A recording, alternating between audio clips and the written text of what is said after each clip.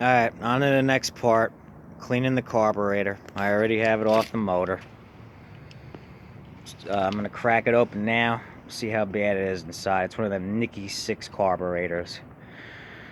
The modern ones that they use on these engines that I don't really like. You can actually put a Walbro on this and it'll work, but they come standard with that Nicky 6. So, and they have a plastic thing inside of them. So, let's see what shape that thing's in. I'll try to clean it out here with carb clean. If not, I'll put it in the ultrasonic cleaner. Alright.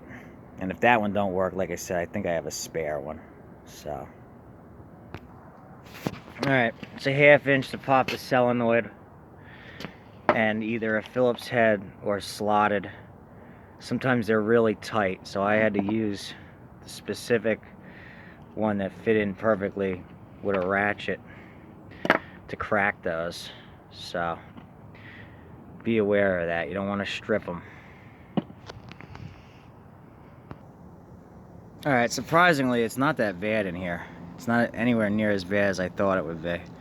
I am going to shoot carb clean through all the main jets because this was gummed up and stuck, although this is common, and then we might get lucky here. So, I thought it was going to be in a lot worse shape than it is. But see, this is all plastic in here. And there's a special O-ring under there that often gets deformed, and if it does, it'll leak. But let me do that and we'll put it back together, and then I gotta put oil in the engine, and then we should be able to start the motor. Here's that special O-ring I was talking about. You gotta be really careful with this thing that it doesn't get knocked out of shape, because if it does, it'll leak. And that one right there, too, that O-ring, if that one gets messed up, this carburetor will leak. So you gotta be really careful about that.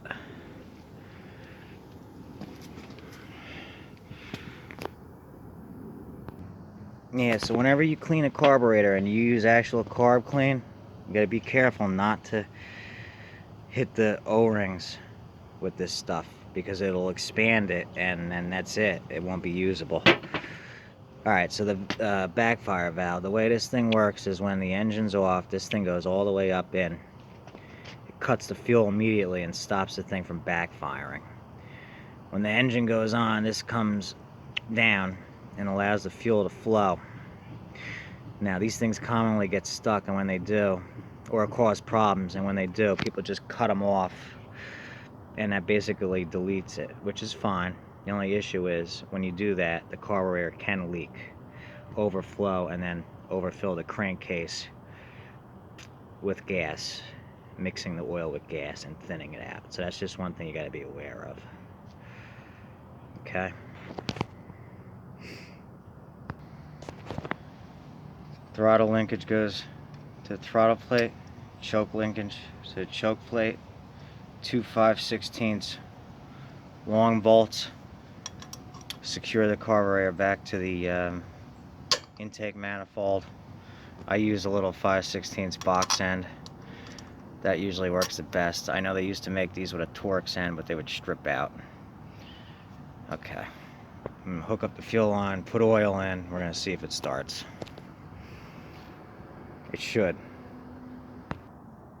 Alright, oil capacity for this engine is 48 ounces, or roughly 1 1/3 quarts. So I have a jug of oil right here, and I marked it. It's 4 1/4 quarts, 1 quart, 3 1/4, and then another third would be roughly here. And then you just double check it with the rag, get as close as possible. It calls for anywhere between 30 weight, 1030, or 530. I've got 1030. That's acceptable. It's colder weather. 5W would also be fine in colder weather.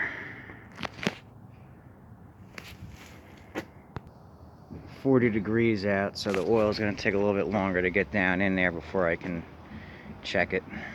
The warmer it is, the quicker the oil goes down via viscosity. Oil's slowly working its way in. Since this tank was filled with old gas, I put, I don't know, quarter tank, and I added some B12 Berrymans to kind of clean it and add a little octane. It's the same as Seafoam, except this stuff was cheaper this time. It'll help stabilize the fuel. New fuel filter. Fuel's already in. I'm going to make sure this carburetor isn't leaking before we start it. So far it looks okay. If it does start to leak, you'll usually see it start to seep right out the throat.